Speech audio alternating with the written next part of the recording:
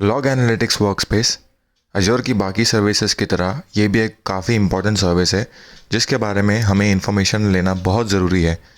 Almost बहुत सारे services के साथ ये सर्विस इंटीग्रेटेड है या फिर यूज़ की जाती है। इसका मेन फंक्शन क्या होता है, आइए ये जान लेते हैं हम। लॉग एनालिटिक्स वर्कस्पेस एक centralised log storing and managing service है।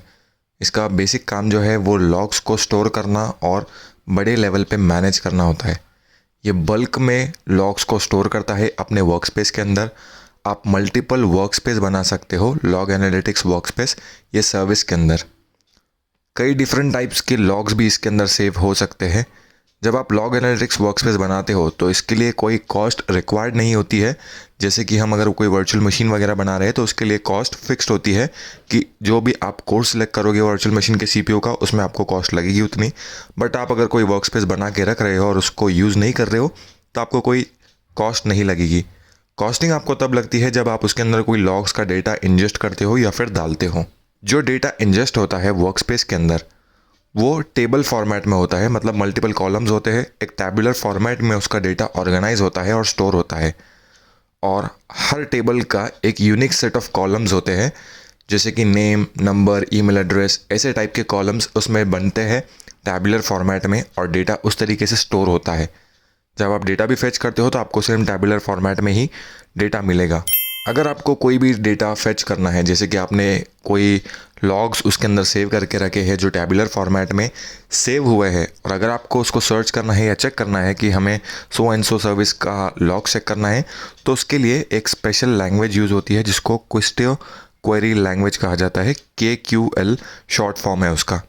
ये लैंग्वेज यूज़ करके आप उसके लैंग्वेज के स्क्रिप्ट रन कर सकते हो जो भी आपको लॉग्स चाहिए उसके बेसिस पे। जब आप कुस्टो क्वेरी लैंग्वेज रन करोगे, उसके कमांड्स रन करोगे, तो आपको जो भी आपने कमांड रन किया है उसके अकॉर्डिंग लॉग्स टैबुलर फॉर्मेट में मिलेंगे।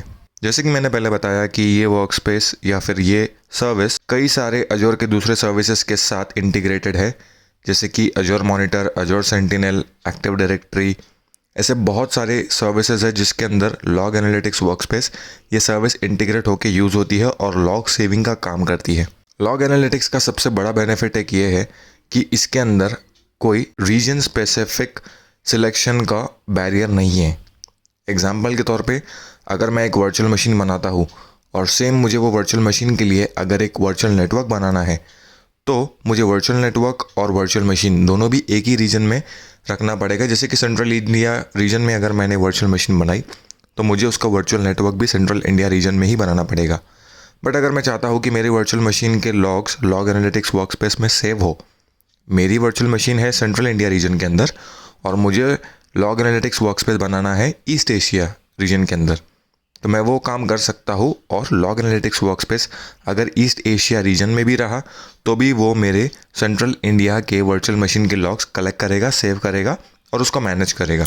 लॉग एनालिटिक्स वर्कस्पेस पोर्टल पे बनता कैसे है? जब आप सर्च बार में लॉग एनालिटिक्स वर्कस्पेस सर्च करते हो तो आपको ऑप्शन मिलता है लॉग एनालिटिक्स वर्कस्पेस का।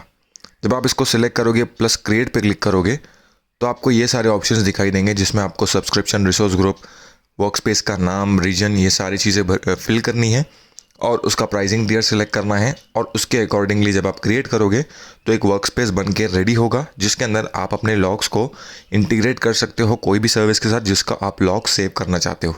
डायग्राम के थ्रू हम समझ लेते हैं कि हमारे पास अगर एक वर्चुअल मशीन है और मैं चाहता हूँ कि ये वर्चुअल मशीन के जो भी लॉग्स है, एक्टिविटी लॉग्स, जैसे कि वर्चुअल मशीन स्टार्ट हो रही है, स्टॉप हो रही है, तो उसके लॉग्स मेरे लॉग एनालिटिक्स वर्कस्पेस में जाए, तो मैं एक रूल क्रिएट करूँगा जिसके बेसिस पे मेरे लॉग्स लॉग एनालिटिक्स वर्कस्पेस में जाएंगे वर्चुअल मशीन के और टैबुलर फॉर्मेट में वो क्रिएट होंगे और स्टोर होंगे वहाँ पे।